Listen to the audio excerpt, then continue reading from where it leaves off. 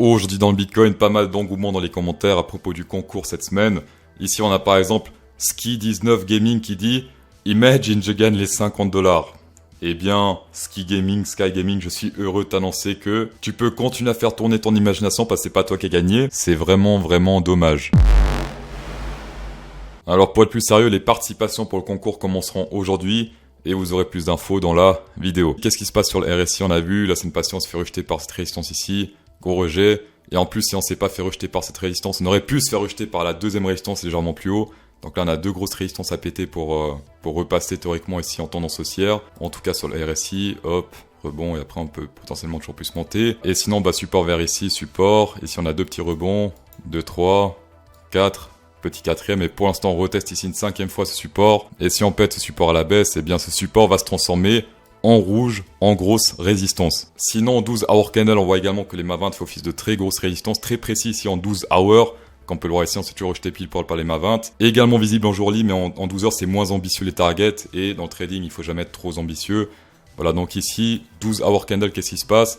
Stop loss ici vers les, c'est marqué là, normalement, hop. Voilà, ici, 17 455 stop loss.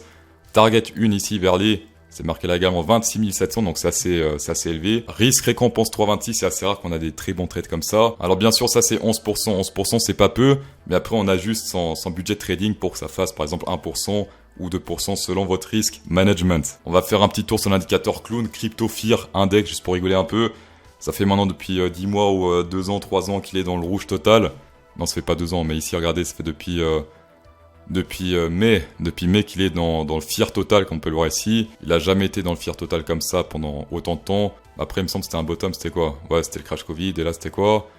Décembre 2018, c'était quoi? Je me souviens plus. Décembre 2018, bah c'était un bottom aussi ici. Décembre, voilà. Alors oui, historiquement c'est des bottoms, sauf que là ça fait depuis mai qu'il est dans le rouge total, et mai c'était... voilà, c'était ici. Donc là, c'était pas un bottom, d'accord? Niveau levier, jusqu'à preuve du contraire, ça se passe à la baisse. Il y a éventuellement un truc à prendre ici vers les 21 138. Mais si on mélange tout, si on fait une mixture, il y a beaucoup plus de thunes à prendre ici à la baisse. Niveau whale plankton, pas mal de liquidité ici vers les 18 500. Sinon, pas grand chose à la hausse jusqu'au 21K. Et encore, c'est très foncé ici. Malheureusement, en bas, ça n'a pas assez chargé. On voit pas très bien ce qu'il y a, mais on voit comme un petit truc rouge ici, légèrement, qui commence vers les 18 000, je dirais. Ici, il y a un petit truc rouge là qui apparaît, mais je sais pas si c'est une illusion d'optique ou si c'est vraiment un truc rouge qui apparaît. Dites-moi ce que vous en pensez dans les commentaires. Par contre, ici, truc pas trop optimiste, c'est les whales, ici, les marrons qui ont exit scam exactement à ce point-là. Ici, ils sont sortis, ils ont dit c'est bon, je me barre. Sinon, il y a les whales qui sont violets.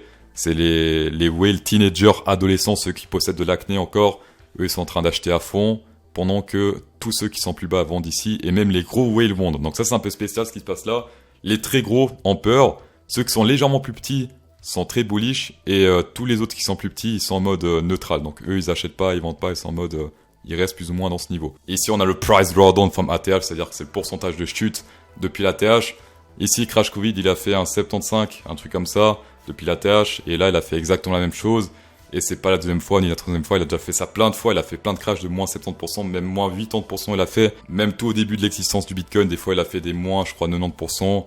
Donc c'est totalement normal, il le répète, donc ça c'est pas une exception ce qui est en train de se passer maintenant, il a déjà fait des crashs comme ça dans le passé. Ici on peut voir la capitulation des mineurs, plus ça monte, plus ils accumulent, plus ça descend, plus ils vendent. Et qu'est-ce qui se passe ici? Regardez bien, depuis quelques jours, ici depuis le 18 juin, 20 juin, ils sont en train de vendre leur Bitcoin, ici c'est en train de descendre. Depuis l'été 2021, ils font qu'accumuler ici, ça monte.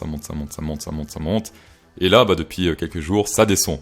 Fort dommage. Alors selon la théorie, il y a d'abord les bull markets, ensuite les bear markets. Ensuite, capitulation des planctons des week-ends, appelez ça comme vous voulez. Une fois que les planctons ont capitulé, ce sont les mineurs qui capitulent. Donc après, voilà, capitulation des mineurs ici. Et quand les mineurs capitulent, c'est plutôt bon signe, en tout cas historiquement. Malheureusement ici, sur le graphe CryptoQuant, il n'y a pas assez d'historique puisque ça commence ici en 2019. Une capitulation mineure en bear market, c'est plutôt bon signe. Alors c'est pas bon pour les mineurs, mais c'est bon pour ceux qui veulent que le prix remonte parce qu'en général, c'est là qu'on s'approche fortement d'un bottom. Alors pour ceux qui vont me dire ouais CryptoSauce pourquoi ils ont capitulé ici en 2021, alors c'est pas une capitulation, d'accord, le prix monte, le prix du Bitcoin monte. Ce qu'ils ont fait là, ils ont pris leur profit sans aller voir des putes à Dubaï. On va passer en 1 hour candle, on voit que ça ronge ici avec le point d'intérêt, ça ronge sur le prix, ça ronge sur les bougies ici sur le point d'intérêt, donc ça c'est neutral, c'est-à-dire que c'est pas bullish, c'est pas bearish. Ce qui serait bearish c'est que là ça pump et là on se pète la gueule sur le point d'intérêt, ça serait pas bon. Pour l'instant ça règne sur les deux.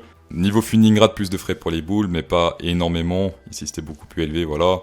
Donc ça, c'est pas très sûr à acheter non plus. Par contre, ici, long short ratio, ça c'est voilà, ce que j'aime pas. Ce qu'il faut, c'est que ça descende. Tant que ça descend pas, on n'est pas content puisque toujours trop de boules dans le game. Ici, on est sur du 64% de boules dans le game. Et sinon, également, chose intéressante, en tout cas sur le court terme, on voit que les spots, ils rechargent depuis ce bottom ici. Donc ils font que recharger, ça monte, ça monte, ça monte. Ça ne vend pas du tout. Les spots ne vendent pas, ce sont eux qui font le marché moyen long terme.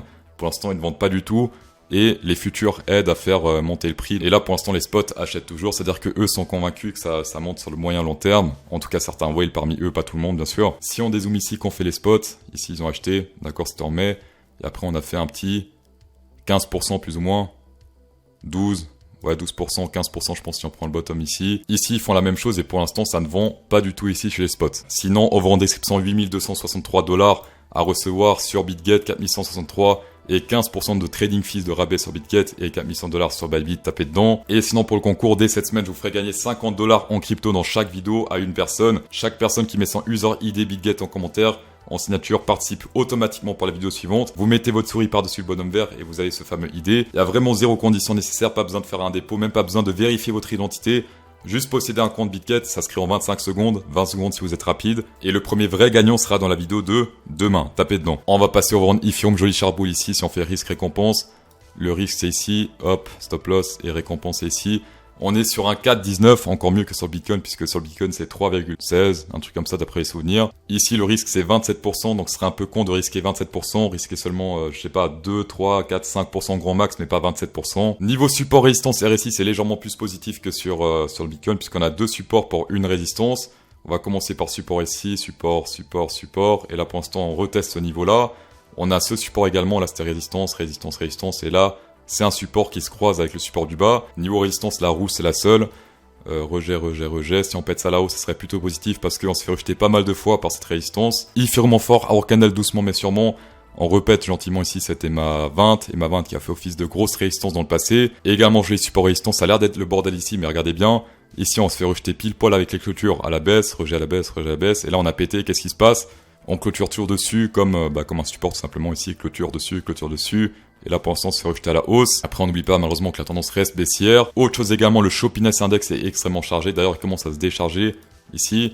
Donc, grosse volatilité à venir, soit la hausse, soit la baisse. Un move peut se tenter, pourquoi? Parce qu'il n'y a pas beaucoup de volatilité ici. Et volatilité potentielle à venir grâce à ce Shoppiness Index, voilà. Et sinon, sur le dollar index, en semi, regardez ça, ce magnifique range ici sur le RSI, support, résistance. Pour l'instant, on est plutôt bas dans ce range. Alors attention, on est haut sur le RSI, mais bas sur le range ici. On est sur une potentielle divergence BRSI, puisque là, ça monte, là, ça descend. Pas confirmé parce que pas de clôture sous bougie bleue. Ici, oui, légèrement, mais j'aime pas quand c'est vraiment tout de justesse, de justesse. Ce qui est bien, c'est quand ça clôture vraiment précisément sous l'ouverture, mais pas juste légèrement. Et vous le savez très bien, tant que le dollar monte, c'est pas très bon pour les cryptos. Dans tous les cas, merci d'avoir checké cette vidéo, ça fait extrêmement plaisir. Spécial Go, 10% de rabais à Crypto Sauce 10. Tapez dedans, insérez un pouce bleu dans cette vidéo pour encore plus de plaisir. Et bonne